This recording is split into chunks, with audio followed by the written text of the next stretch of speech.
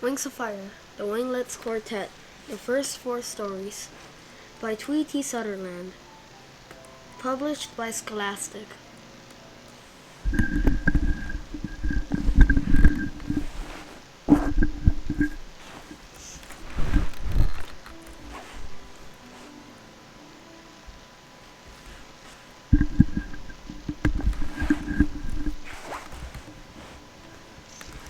Contents.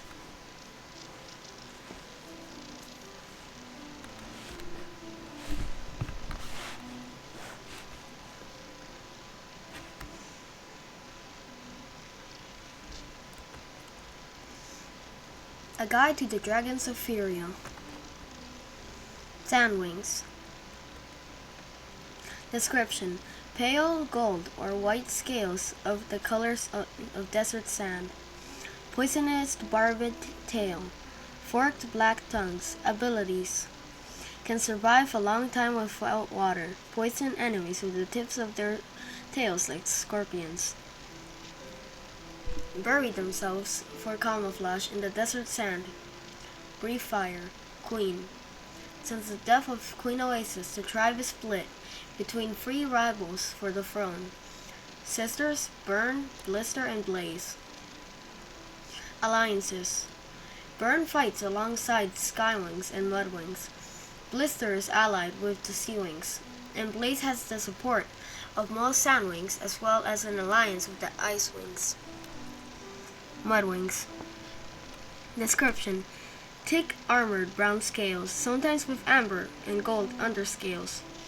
Large flat heads with nostrils on the top of the snout. Abilities: can breathe fire if warm enough. Hold their breath for up to an hour. Blend into large mud puddles, usually very strong. Queen Morhen. Currently allied with Burn and the Skywings in the Great War. Skywings. Description: red, gold, or orange scales, enormous wings. Abilities: powerful fighters and flyers, can breathe fire. Queen Scarlet. Alliances: currently allied with Burn and the Mudwings in the Great War. Seawings. Description: blue or green or aquamarine scales. Webs between their claws, gills on their necks, glow-in-the-dark stripes on their tails, snouts, underbellies. Abilities: can't breathe underwater, see in the dark, create huge waves with one splash of their powerful tails. Excellent swimmers. Queen Coral. Alliances: currently allied with Blister in the Great War. Icewings. Description: silver scales like moon or pale blue like ice. Rigged claws to grip the ice. Forked blue tongues. Tails narrow into a whip-thin end. Abilities: can withstand sub-zero temperatures and bright light. Exhale a deadly freezing breath. Queen Glacier. Alliances: currently allied with Blaze and most of the Sandwings in the Great War. Rainwings. Scales constantly shift colors, usually bright like birds of paradise. Prehensile tails. Abilities: can camouflage their scales to blend into their surroundings. Use their prehensile tails for climbing. No natural weapons. Can spit venom from their fangs. Queens change every year. Alliances: not involved in the Great War. Nightwings. Description: purplish black scales and shattered silver scales on the underside of their wings, like a night sky full of stars. Forked black tongues. Abilities: can breathe fire, disappear into the dark shadows, read minds if they are born under the moons, foretell the future. Queen, a closely guarded secret. Their queen is Queen Battle Winner. Alliances. Too mysterious and powerful to be part of the war. They made up the prophecy. The Dragonette Prophecy. When the war has lasted 20 years, the dragonets will come. When the land is soaked in blood and tears, the dragonets will come. Find the sea-wing egg of deepest blue. Wings of night shall come to you. The largest egg in mountain high will give to you the wings of sky. For wings of earth, search through the mud. For an egg the color of dragon blood. And hidden alone from rival queens, the sandwing egg awaits unseen. Of free queens who blister and blaze and burn, 2 shall die and 1 shall learn. If she bows to a fate that is stronger and higher, she'll have the power of wings of fire. 5 eggs to hatch on brightest night, 5 dragons born to end the fight. Darkness will rise to bring the light, the dragonets are coming. Winglets 1. Prisoners. Note: contains spoiler for Wings of Fire, Book 5, The Brightest Night.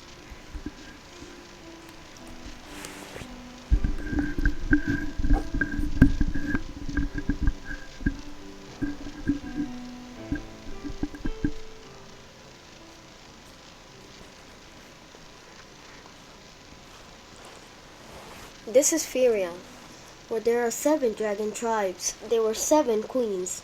Then came a great war, a prophecy, a volcano. And after the war of Sandwing succession was over, a shift in the balance of power. Not everyone approves of the new Sandwing queen. In fact, the only topic more controversial is the new queen of the Nightwings. Can they hold on to their thrones?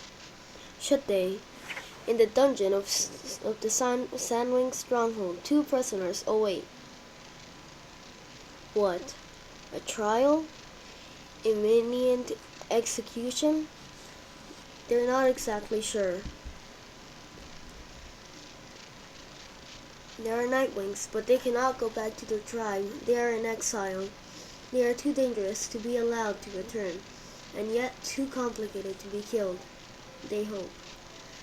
So they wait and scheme. Well, one of them schemes. The other one is catching up on sleeping and eating. And they wonder what will happen to them. All they want is to access the most dangerous weapon of all. A chance to tell their own story. They are prisoners. But perhaps that is about to change. For the guard with the scar over her heart. I've been watching you. You're not like the other guards. The bowing, scraping, mindlessly loyal lizards who live for your queen. You have your own thoughts, don't you? You're smarter than the average Sandwing, and I think I know your secret. Let's talk about it. 3rd cell down. The one with 2 Nightwings in it. I'm the one who doesn't snore. I have no interest in discussing anything with a Nightwing prisoner. Whose idea was it to let you have paper and ink? You should be interested. You're going to need allies for what you're planning. And when I get out of here, I'm going to be a very useful ally indeed. Assuming assumptions. My queen believes you're gonna be in here for a long, long time. True, but she also believes she's gonna be queen for a long, long time, doesn't she? An interesting silence after my last note. Perhaps it would reassure you to know I set your notes on fire as soon as I've read them. You can tell me anything, my new venomous-tailed friend. Believe me, Nightwings are exceptionally skilled at keeping secrets. We are not friends. I don't know anything about you other than what it says in your prisoner file. Fierce thief, traitor, kidnapper, ringleader of an assassination plot.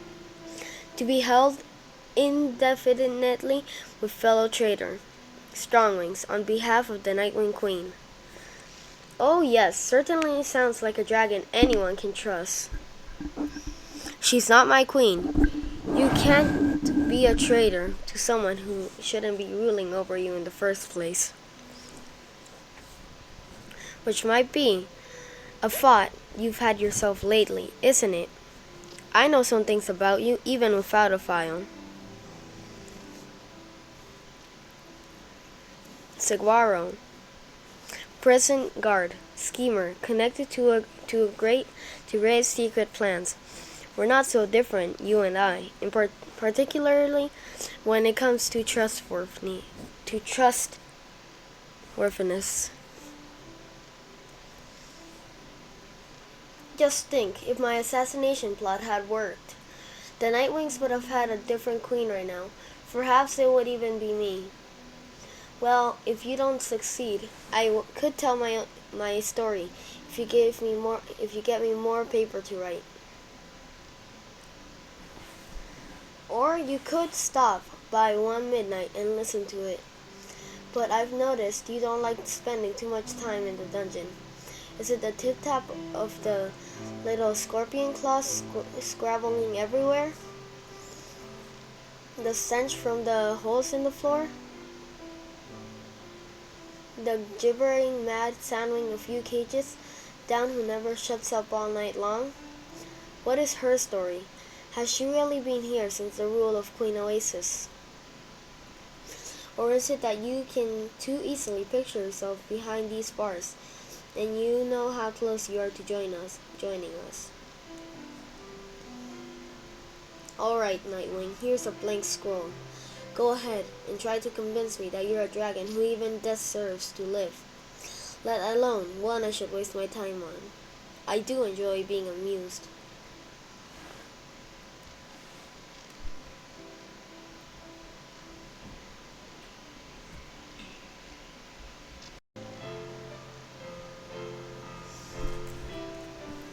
The dragonette with no destiny, according to certain other idiots, not according to her. I hatched on an island of smoke and fire, under a volcano that breathed all day and hid the stars and the free moons at night. My tribe was dying. There were fewer eggs every year, and even fewer of those survived to become dragonettes, and all of those were starving, along with everyone else. Nightwings keep their secrets well. None of the other tribes suspected what was happening to us. None of them even knew where we lived. But they knew about our powers of mind reading and seeing the future. And that was what's gonna save us. A prophecy. The prophecy. That stupid claw-scraping, moons-begotten prophecy.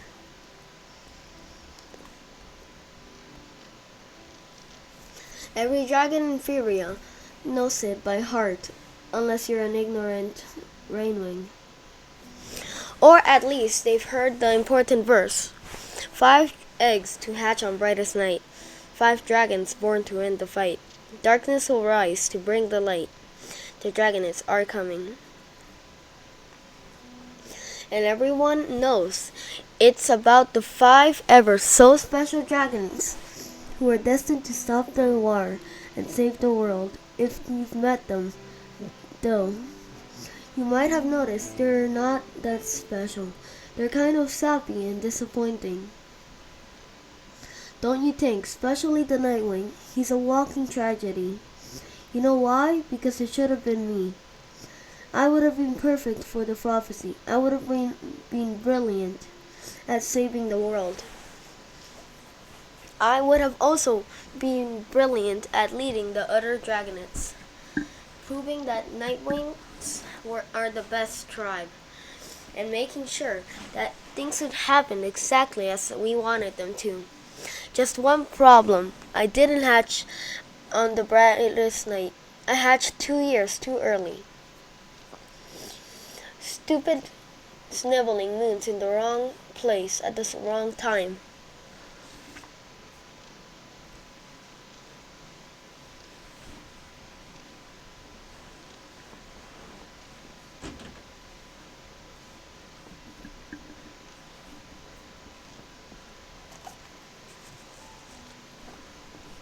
And you know who got to be all special chosen Nightwing instead? My little brother. How unfair is that? I was even there when his magical destiny landed on him. I was standing next to his annoying egg in our hatchery, talking to her mother. Her black scales gleamed in the firelight as she curled around it, brushing the eggshell lightly with one of her claws. "Take me hunting," I wheeled. I don't wheedle anymore, for the record. "Please, I need help. I keep losing my prey after I bite it, and I think other dragons are eating it before I find it again." So we're clear. I didn't really need help. I mean, I was as hungry as everyone, but I can take care of myself. What I wanted was for my mother to stop being so drippy and boring, for her to leave that egg alone for even half a second. "I can't, little one," Mother sighed, one of her long, scale, rippling sighs that made her tail flop over. "What if something happens to my egg while I'm gone? It's so close to hatching now. What could happen?" I demanded.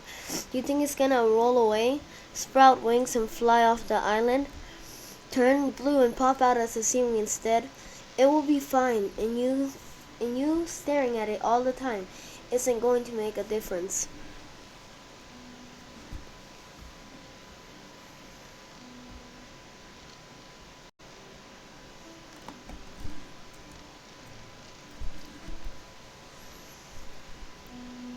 She fixed her black eyes on it as if to prove me wrong. "This might be the only time I get to spend with it," she whispered. "The brightest night is coming." "Blah, blah, blah," I shouted. "This might be the only time you get to be with me too. I could get exploded by a volcano tomorrow." She winced. "That's not going to happen," she said. "Mastermind says we have a few more years before another explosion is due." "Huh," I said. "I bet I get blown up before you take me to the mainland. Remember all those promises you made me? Or I should say, all those lies you told me?" "Fierce Thief, you were only 2 years old," she said. "You'll get to the mainland one day, and when your little sibling hatches, we'll have plenty of time as a family." "Yuck!" I shouted. "That doesn't count. I don't want a drooling dragonet following us around." No one else I knew had to put up with this competition for their parents' attention. Yes, it was unusual. Mother was special. Let's all clasp our talents and coo in awe. Here's why. Most Nightwings don't have 2 eggs, thanks to the horrible death trap island home. Most Nightwings haven't been able to even have 1 egg. And the last, I'm not sure. It has been a really long time. My friend Mighty Claws is the only dragonet I know with a sibling right now. But I didn't see why Mother needed another egg when she had me. It should have been exciting enough that I was hatched. I mean, it used to be. And then suddenly she was all, "Eee! Another dragonet is coming. Life is so wonderful." And wasn't she proud of herself and obsessed with it? It was like she completely forgot about her first perfect, wonderful egg, and the perfectly wonderful dragonet that came out of it. I think it was stupid Morrowser's fault. If you don't know who he is, count yourself lucky. He was losing his mind around then, yelling at everyone all the time. He did not want to stand between him and any lava, just in case. See, Morrowser was trying to make sure someone had eggs that would hatch at least near the brightest night. He really wanted some choices for his glorious prophecy.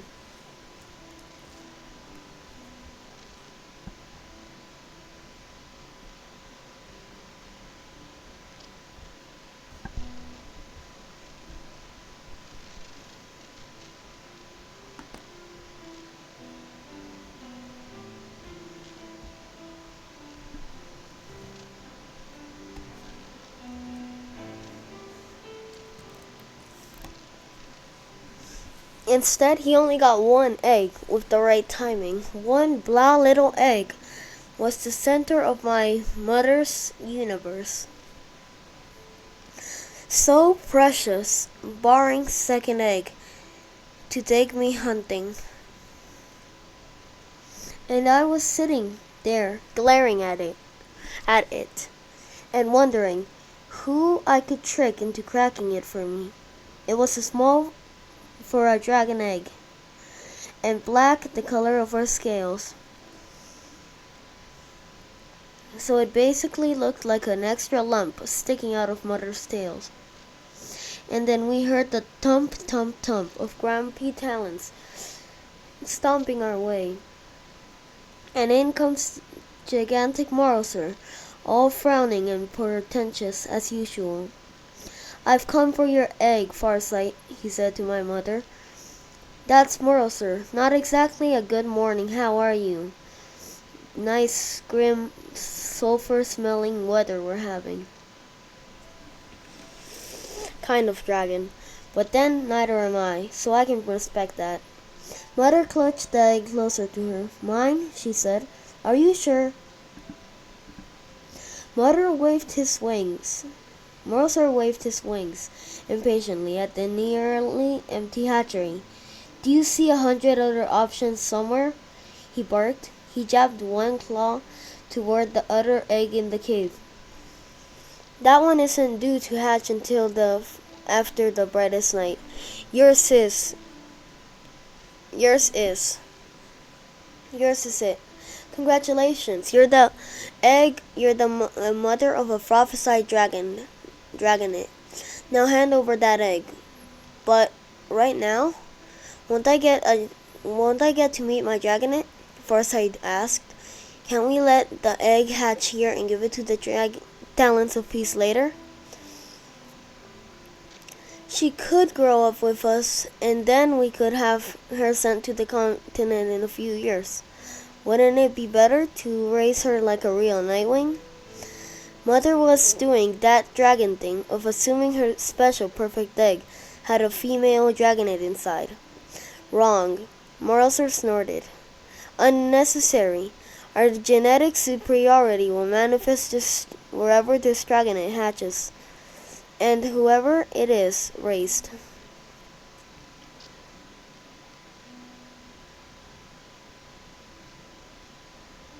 "And the talents need to think. They're in charge of the dragonets, at least for now."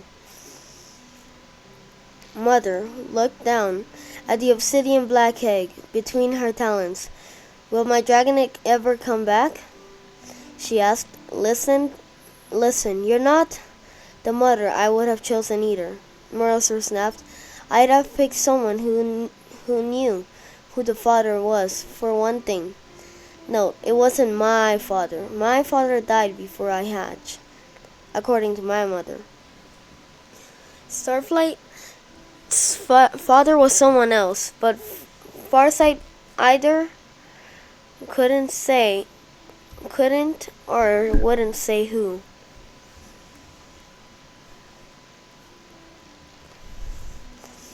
Morrowser went on. "It should have been someone with more backbone and less fluff between their ears, like Secret Keeper. She's got sensible head on her shoulders, and she'd hand over her dragonet for the prophecy in a heartbeat. But she hasn't got a dragonet, and you do, so do your duty and hand it over to me." He lowered his voice to a growl. "For the sake of our tribe's survival, Farsight." I didn't quite understand all of that back then. Of course, Nightwing secrets are handed out bit by bit to dragonets as we get older.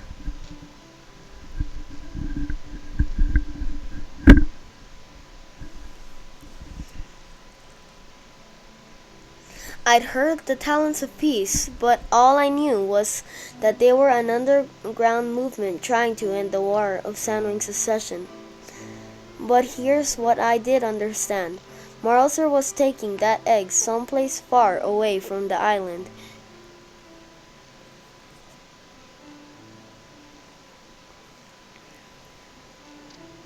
The dragon in that egg was going to grow up in a world with proper trees and sky and plenty to eat. The talents of peace would treat it like a queen, and one day it would save the entire Nightwing tribe. "You could take me instead," I blurted. "I can fulfill the prophecy. I don't have any fluff between my ears." Mercer barely glanced at me. "You're much too old," he sniffed. "So send me out later. Lie about my age," I suggested. "How would anyone know when I hatched? I'm scrawny enough. A year from now, I bet I could pass for a 1-year-old. "Fear, Steve, stop," my mother whispered. "She's bold," Mercer said, flicking his gaze over me for a moment longer. "Boldness is useful. Idiocy, however, is not." He reached out and snatched the egg from my mother's claws. She let it go without protesting anymore. Although she gave it the most soppy, cow-eyed, rueful look you've ever seen, it made me want to claw her snout right off. "Thank you for your service to the tribe," Mercer snarled at her. She turned to stomp away. "Think about my offer," I called after him. "Bad things happen to little dragonets all the time. If you need a backup prophecy dragon, I'll be right here." He paused in the cave entrance, a shudder rippling down his spine. For a long moment he didn't move, and then he turned his head slightly, just far enough to give me the last remaining egg a dark, thoughtful look. And then off he went, with the egg that turned out to contain my brother, Starflight, the least bold and most idiotic Nightwing who has ever hatched in the history of Furia. Pariah. Was I thrilled that my competition was gone? Did I welcome my mother with open wings, ready to be her precious, beloved one and only again?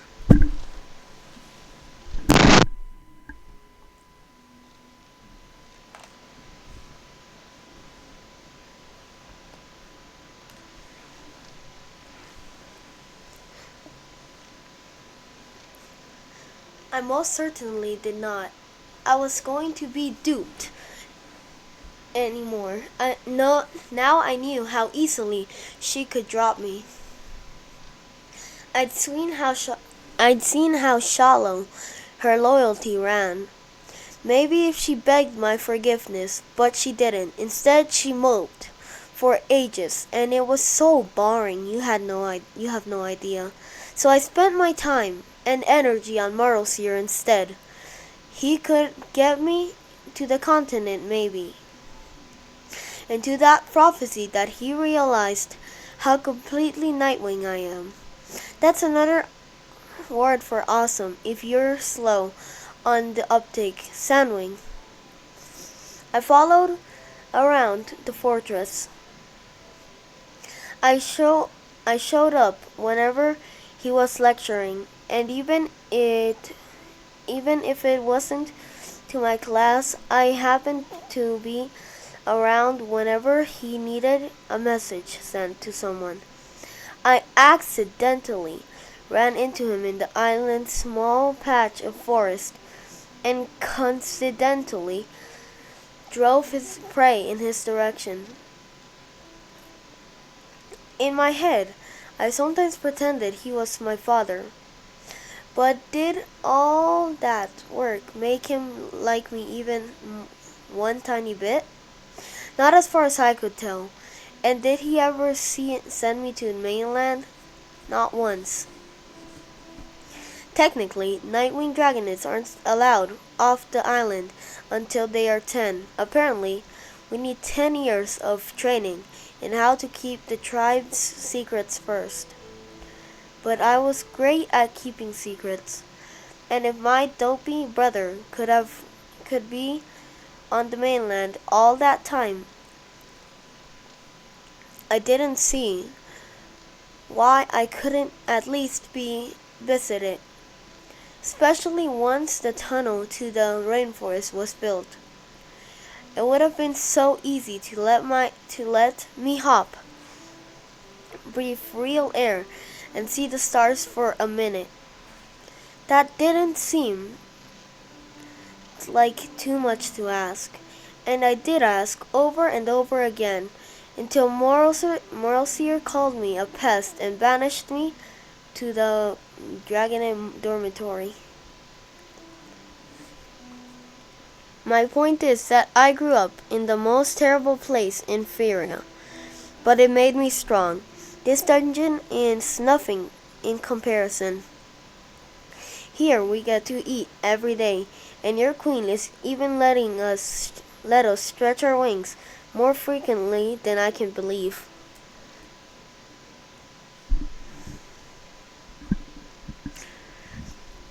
But I deserve to be free. Everything I did, all my so-called crimes were for the good of my fellow Nightwings. I was trying to find an ally who would restore our power. I was trying to save us from being controlled by another tribe.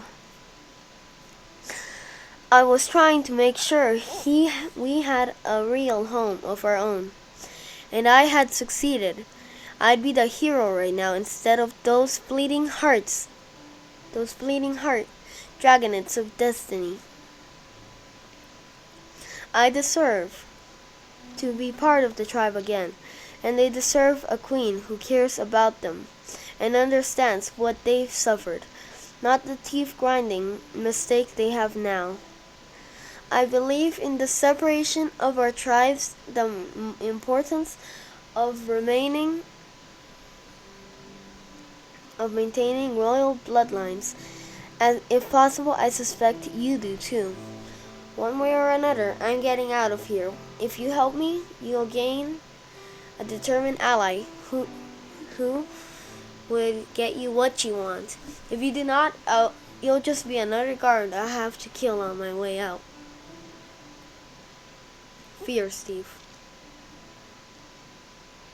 I see. Quite a tragic tale. What about your fellow prisoner, the accessory to your crimes? Is he a misunderstood hero as well? Is he necessary to your ambitious plans, or do you intend to leave him in here to desiccate?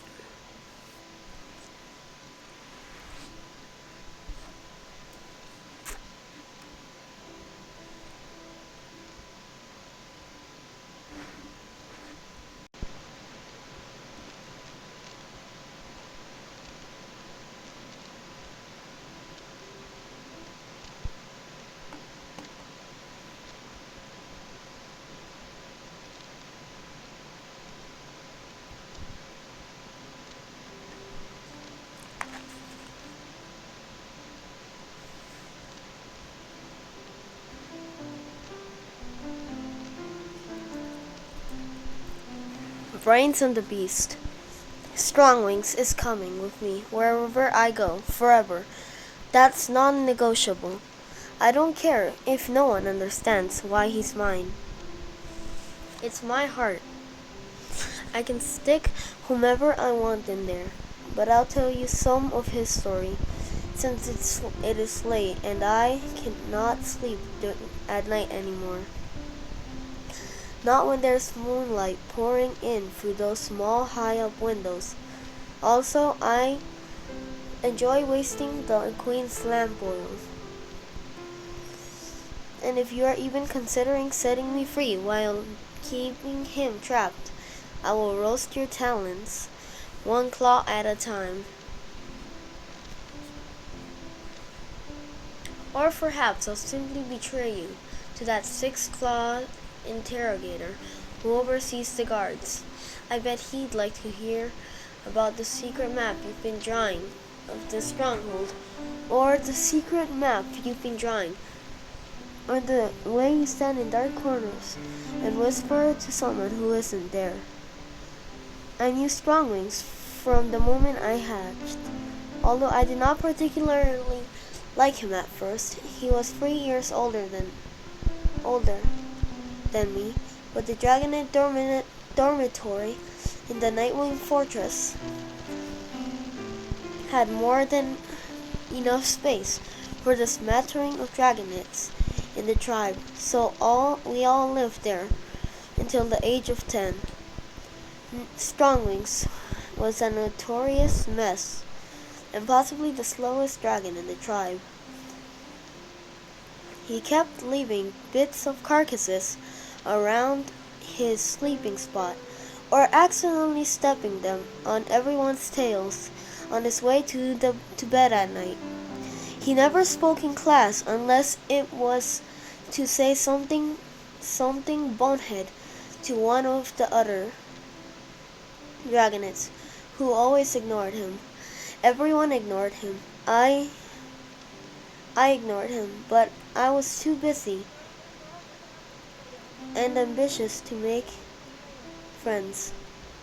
Besides, he wasn't the sharpest claw of the dragon, if you know what I mean.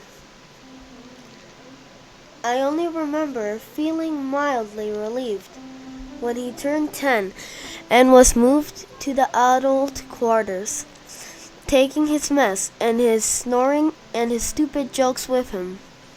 I didn't even see him again until a few months later. Soon after my 7th day, it was miserable on the island, more miserable than usual. I mean, the clouds were pouring this drippy mix of rain and sleet all over us, so it was cold and wet outside, but stifling wings and creeping into our snouts, so it felt as though we were breathing volcano even more than usual. I snuck out of class because I couldn't take one more minute of great and glorious Nightwing history when my lungs felt like moldering sacks of wet paper. That teacher is nearly blind anyway. He didn't even notice me slipping out of the back tunnel. The halls of the fortress smelled like wet dragon. Gusts of damp wind and splatters of sleet kept swirling in through the cracks in our walls, sizzling on the coals that and turning the air smoky. I was looking for somewhere as far away from the outside as possible, a corner of the fortress that was completely protected.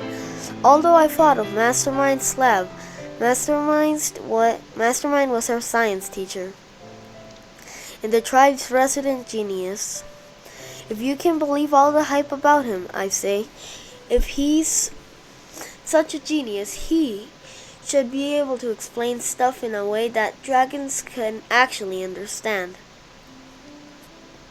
Instead, he showed up once a week, blabbered on for hours, using the biggest and most made-up words possible, and then slithered back to his lab, leaving all of us even dumber than we were before.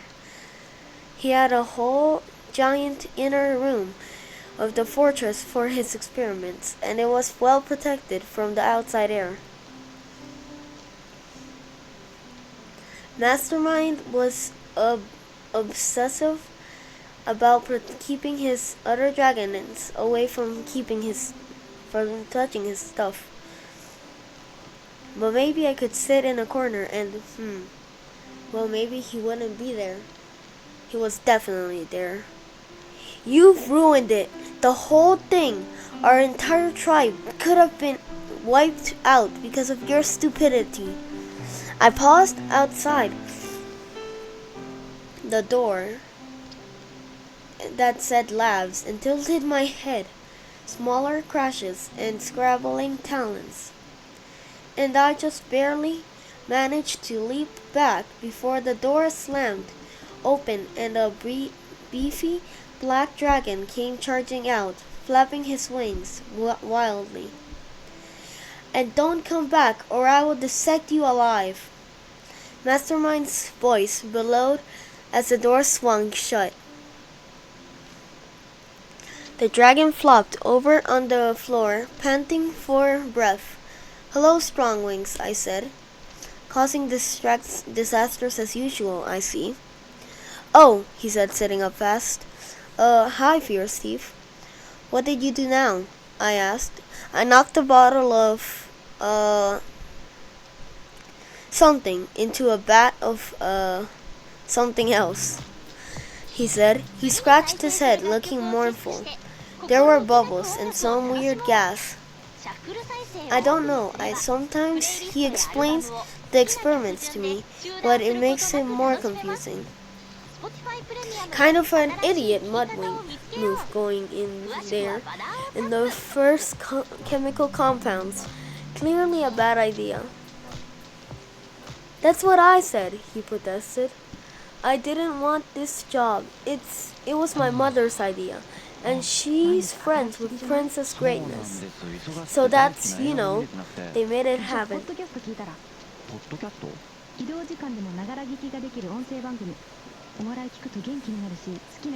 But I told them that the dumbest Nightwing ever hatched shouldn't be Mastermind's assistant. There were a few more ominous crashing sounds from the door. I realized Strongwings was giving me a funny look.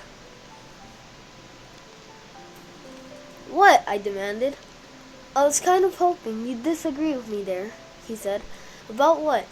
I asked. "About being the dumbest Nightwing who ever hatched." "Oh," I said. "Sorry, I would have. I was thinking if I could think of anyone dumber." He actually laughed, which was intriguing. Most Nightwings will try to counter your sarcasm with more sarcasm.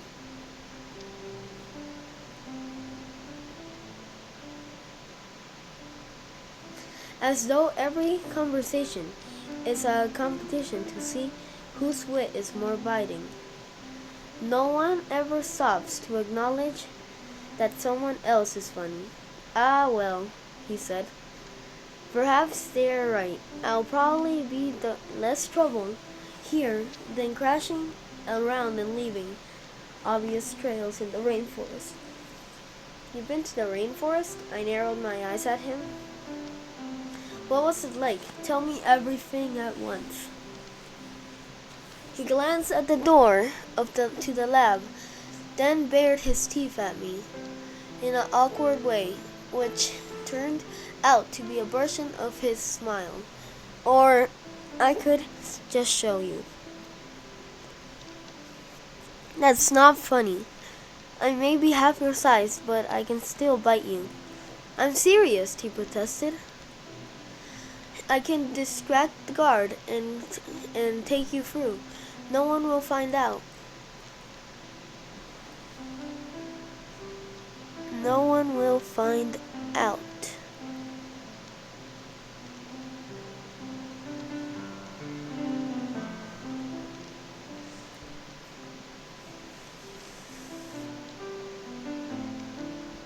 "And if they do, what are they going to do to me? Give me a worse job than this? Pretty sure there isn't one." I could think of much worse punishments I'd personally witnessed. Things involving lava or an extra week between rations. But I didn't bring them up. If this crazy dragon wanted to take me into the rainforest, I wasn't going to talk him out of it. Fine. He should find out who's guarding the tunnel, I said, striding out down the hall. Right now?" he said. Yes, right now, of course. That is when we're going. Now, yes, that's what I meant." I ignored his mumbling. I would have paid attention that all interactions work better when you only pay attention to the things that are actually said to you, instead of the things you think they're trying to say. Should be deadly class today, I think, he said, catching up to me. He's quite sharp, I said. What's your plan? He said. I glared at him. You do have a plan. I do. I got it, don't worry. He paced along beside me, flicking his wings and furrowing his brow. I'd never stood this close to him before, but now it struck me that he really was nearly twice my size. He unusually burly for a starving nightwing. You could still see his ribs, but they were big ribs attached to a big back and massive shoulders. He could probably grow to be even bigger than Morriser one day. I really liked that thought. I liked walking down the hall next to essentially a small lumbering mountain. It kind of made me feel as if a volcano did explode all of a sudden. We left the fortress and flew over the molten landscape in the rain. My wings were instantly soaked and chilled to the bone, but I didn't care. We were going to the tunnel. We were going to the rainforest. I'd hover outside the cave before, but I've never been in. No dragonets anywhere near the secret tunnel. That was the rule. Did I care about breaking it? No, I did not. It was a stupid rule. One that could apply to another dragonets, but that not to me. But was at least as clever and trustworthy as Mr. Fatwings over here. The nice thing about doing if this way was that he get in trouble.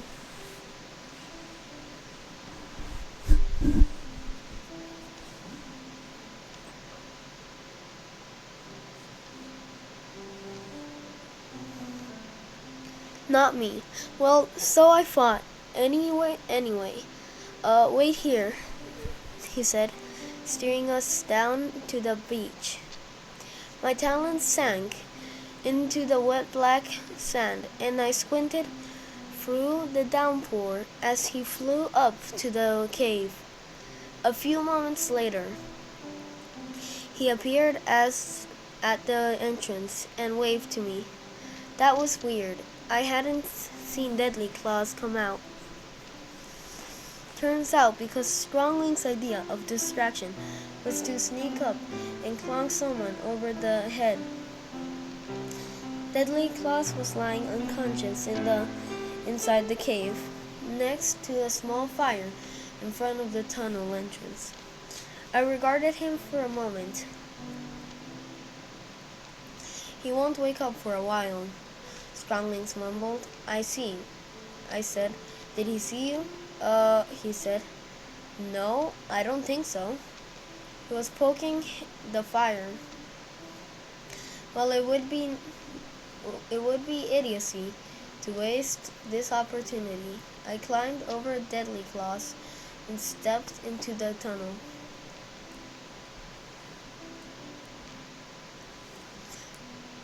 Hang on, Stronglings protested. I'm taking you to the rainforest.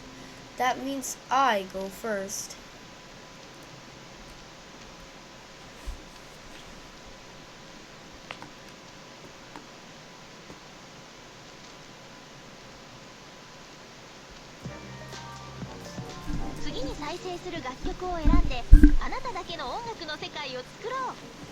Spotify プレミアムならアルバムやプレイリストの曲順も好きに決められます。広告による中断もなし。さあノンストップで思いのままに音楽を楽しもう。詳しくはバナーをタップ。 Scooch over. I snorted a small flame at him, spread my wings, and flew into the darkness, with him flapping along, grumbling behind me, up and up, around and then the chill fell out of the air, and light shone up ahead. I burst out into sunlight, and warmth, and breathing. You can understand it because you grew up with all of that. Most dragons don't spend a single moment of their lives thinking about breathing. But for Nightwings, it was ongoing. Ash with every breath. Your lungs always feel like they're on fire. The inside of your throat is scraped like you've been swallowing giant pieces of eggshell. I guess we're used to the smell of sulfur and rotting prey and smoke, but once you leave it, once you notice it, it's awful to go back to. Stepping into the rainforest was like plunging my snout into a cauldron full of plants. I was overwhelmed by the assault on my nose, that I didn't even register what was in front of my eyes for the first few moments. I just breathed and smelled and smelled and breathed and breathed. At least I was able to focus on Strongwing's face, his black eyes peering into mine, a wild assault of greenery erupting behind him. You look enormously pleased with yourself, I said sharply. I knew this would do, he said, tucking his wings in with a self-satisfied nod. I've never seen you smile, but I knew if I brought you here. I glared at him. Does that make you some kind of genius? I'm sure every dragon reacts the same way. Now my senses were adjusting, and I could also hear the sounds of the rainforest, the rushing wind in the trees, the chatter of golden-furred monkeys overhead, the faraway calls of birds, and the nearby river burbling contentedly to itself. I could feel the humming beat of the sun melting into my scales. Yes, that's true, Strongwing said, but I wanted to be the one to see your face. I studied him suspiciously. Why? Because, he floundered, his claws stabbing nervously into the dirt below. Because you're the only fierce thief, you know. That was true. I am the only fierce thief. I don't need doting parents to tell me that I'm special and brilliant and ferocious. I don't need a prophecy to make me unique and important. I am fierce thief. But it was unusual for someone else to notice. I said, taking a step closer, so I could eye him up and down. He did not appear to be joking or teasing me. In general, I'm not a fan of sentimental sincerity. In general, that is not a Nightwing trait, but it turns out there are certain dragons who can pull it off. Well, there is one dragon who can talk to me like that, without getting bitten or stabbed, and bitten and stabbed. Want to go flying? He asked, and eat mangoes, and jump in a pool of water that is not cold gray sludge or so full of salt that your scratches burn like fire? I did not want to do all those things, but I had pictured doing them with Strongwings of all dragons. I didn't want him to think I was a dragon who would just lower all my defenses the moment I felt sunshine on my scales. "Oh, right," I scoffed. "As if you're fast enough to catch a mango. I'd like to see that." He started laughing again, although I wasn't entirely sure why this time. Dragons who might be laughing at me usually have an unpleasant encounter with my claws before they draw their next breath. But for some reason, his laughter didn't make me want to stab him in the nose.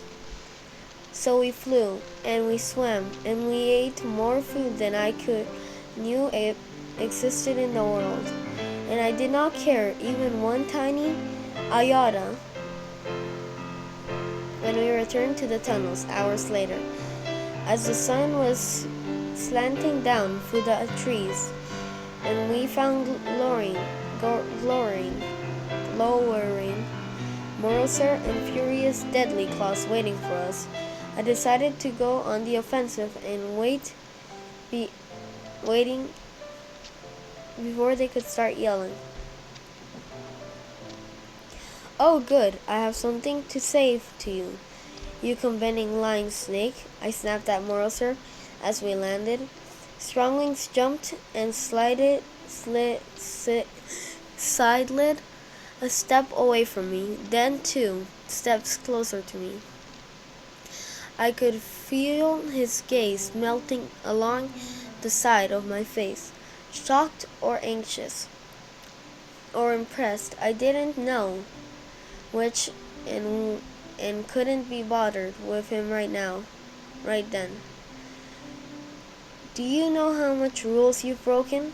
Morrowser bellowed, ready to launch into his prepared rant. How dare you? What did you just call me?" "I called you a condemning lying snake," I spat. Why can't we move right now? Why would you keep us on that miserable island a moment longer? That when this is here, ready?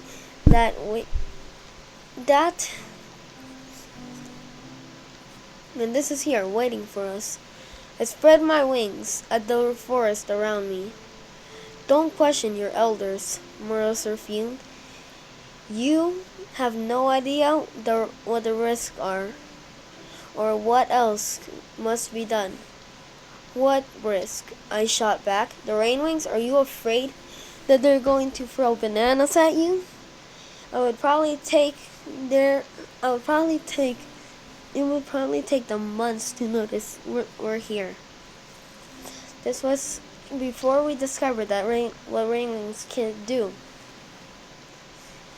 Obviously, it wasn't in any of the scrolls.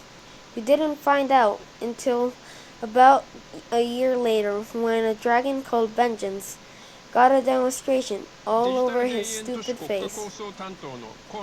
No big loss, for the record. He was too hideous before the encounter with that rainwing too. "It's clean battle winner's decision," said Morrowser, "and she decided we're not ready. Would you like to take it up to her?" Then that shut me up for a moment. No one had ever seen the Queen in years, but she spoke through Morrowser and her daughter. And in the fortress we could feel her eyes all on us all the time.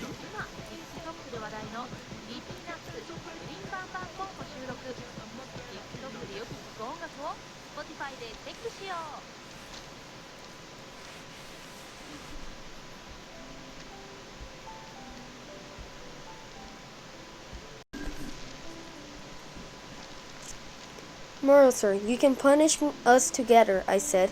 "We don't care." And he did, by the way. He wasn't anything worse than regular life on the island. We had some terrible extra assignments for a year,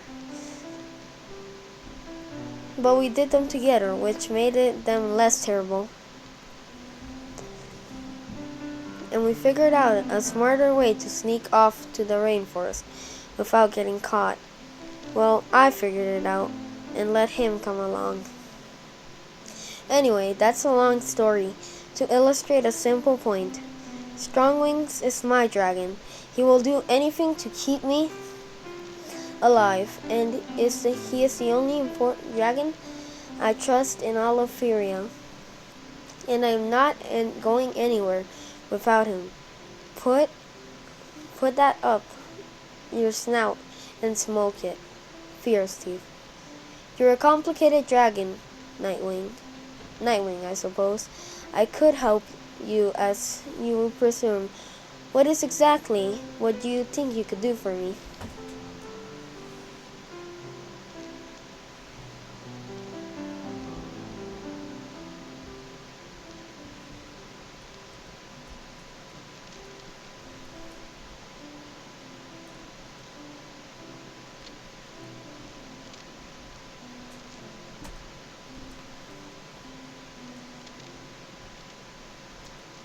How it should have been.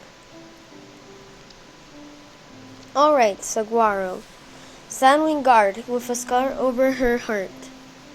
This is basic logic, so it shouldn't strain your brain too much to follow along. Imagine a moment that my plan had succeeded. Imagine that I had talked my companions into going to the stronghold instead of for stopping at the Scorpion Den. Their idea, and a terrible one, as I should have guessed it would be. Imagine that I had ended up in Byrne's throne room instead of in prison. Now picture me giving a silver platter exactly what she wanted, the location of the prophecy dragonets. Can you see it in your mind? The army of Sandwings and en route to the rainforest, with me and Byrne flying in the lead, with like the avenging wings of night and day, swooping down to set history right. Who could have stopped us? The Rainwings are no warriors. They would have rolled over and begged for mercy. The moment they saw Claws, the other Nightwings would have joined me in a heartbeat, and they would have helped Byrne in return. So what would the world look like now if my plan had worked? Queen Byrne of the Sandwings, Queen Fierce Teeth of the Nightwings. The prophecy fulfilled the right way. The Dragonets all dead. Such a sad story, but sacrifice is what happens to heroes, right? Well, maybe not all dead. I'd show mercy to my brother, even though he betrayed us. No need to waste a Nightwing. I'm sure he would have rehabilitated eventually.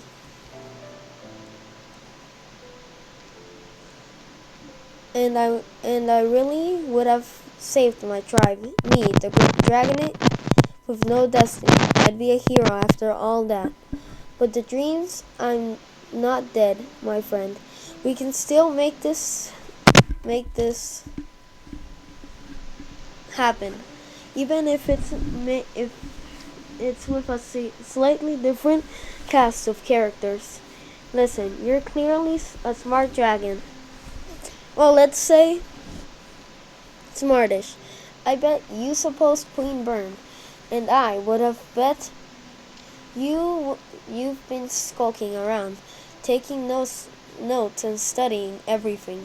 I bet you're quite the useful inside dragon for somebody.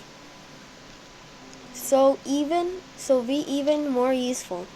Give up yourself and your secret plan. Some allies that can really help you. It's simple. It's very simple. We don't like our queen. You don't like your queen. Together we can eliminate them, and then our tribes can go back to ignoring each other forever. But first, you have to get us out of here. as soon as possible, please. I'm getting sick of smelling sandwings and eating dried camel every day. Fiercely. Did you read my letter? Why haven't you responded? Saguaro, I'm not a patient dragon. If you do not want to help us escape, I will tell someone what you've been up to. To be blunt, I make sure the current Sandwing Queen would be very interested in hearing about the mysterious spy among her guards. Very well, you maddening Nightwing. Your story has warmed my heart. Or perhaps I just need you to go away and stop sliding incriminating notes under my door. So, midnight tomorrow, be ready. Thanks for watching. Remember, always read.